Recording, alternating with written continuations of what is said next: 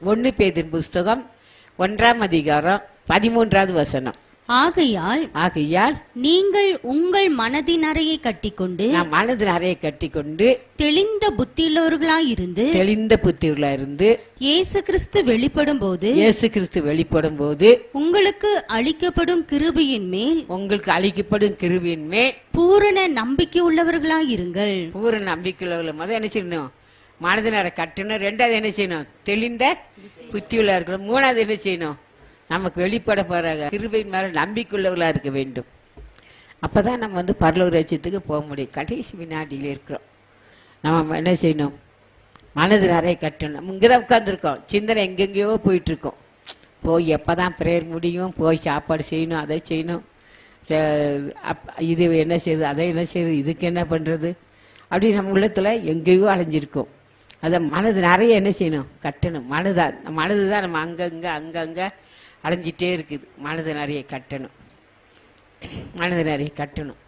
ஆண்டவரே, எனக்கு மனது நிறைய கட்ட எனக்கு பலன் கொடுங்கப்பா, எனக்கு உதவி செய்யுங்க. மனசு அங்கே இங்கே அலைஞ்சிட்டு இருக்குது, என் மனசு அடக்கம், எனக்கு பலன் கொடுங்கன்னு சொல்லி நம்ம கேட்கணும். இங்கே அதைத்தான் சொல்றாரு ஆண்டவராகிய இயேசு கிறிஸ்து. லூக்காவின் சுவிசேஷம் 12ஆம் அதிகாரம் 35வது வசனம். உங்கள் அறைகள் கட்டப்பட்டதாகவும், நம்ம அறைகள் கட்டப்பட்டதாகவும், உங்கள் விளக்குகள் எரிகிறதாகவும். நம்ம அறைகள் கட்டப்பட்டு மனது அறை கட்டப்பட்டிருக்கணும். இல்லை சிந்தனை அப்படியே எங்கேயோ அலைஞ்சிட்டு இருக்கோம்.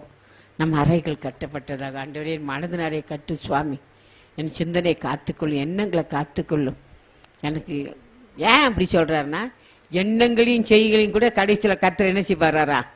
நாய்ந்திருக்கு நாள் வரப்போகுது.